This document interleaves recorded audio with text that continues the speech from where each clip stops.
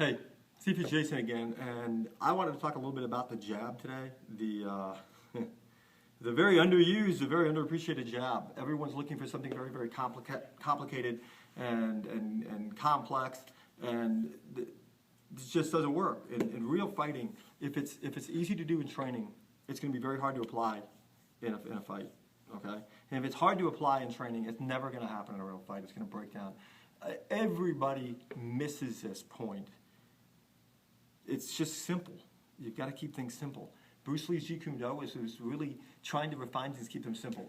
So the jab, if I'll move away a little bit from the camera, the jab is not a punch that boxers use today.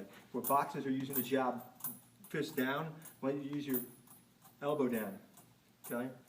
So you want the palm to the side, and there's your basic lead punch.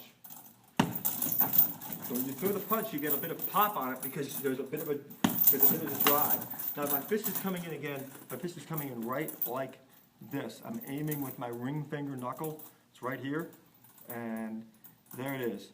So you're throwing your jab straight out. Your cross would come in the same way. Okay, there's your jab and your cross, or your sometimes called the 1-2. In Jeet Kune, we do this a lot more like it's a Wing Chun straight blast. See this in Wing Chun. In Bruce Lee's Fighting Methods books, to give you a little bit of edification in this regard, he talks about both the long straight lead and the short lead are used interchangeably. It depends on your range. It's the same punch, really. I mean, if I'm doing this, that's the Wing Chun vertical straight blast. You know, whatever's going on, it's the same thing as me doing this in the longer range. But the thing about the longer range is I have a bit more pop in it. So that's the point of this. Now I can throw here to here, that to the body.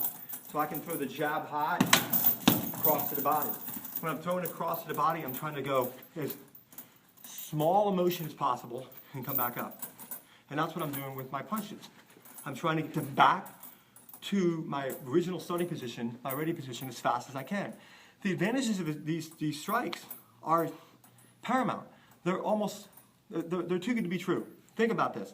A straight hit's going to get there faster. It's less disruptive of your balance, so you can move with it. You're not out here stuck and pinned down.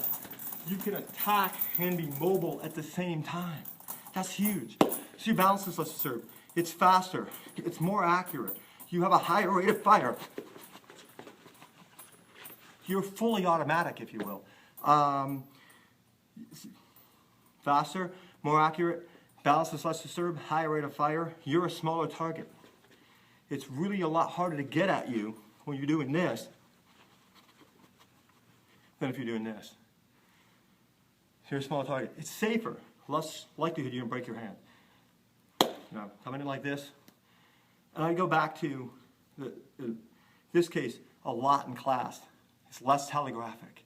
They see it coming. You know, if you're loading up, they see you coming, they're going to get you first. They're going to tackle you. They're going to throw something.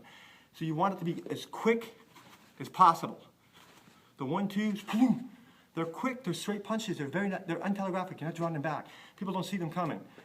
And finally, they're actually harder punches than these punches. It's very hard to see for people because this feels like it's going to have more power. But with careful practice, with consistent practice, you'll get these punches stronger, more powerful than your roundhouse punches. And remember, you'll get them stronger and more powerful than your previous, those roundhouse punches. And all of the previous advantages are with that punch, with the very, very powerful punch. So you're out here bombing this back. It's a wonderful, wonderful advantage to have about fighting. You still have the mobility, you still have the safety, you're a smaller target, you have less chance of you getting yourself hurt, higher rate of fire, and you're hitting harder because you've got more the proper body mechanics into the punch. We'll cover more and more detail about this. I just wanted to give you kind of a little bit of a primer on it and a heads up about why Jeet Kune Do and Wing Chun and old school boxing all throw these punches, because they're better for combat.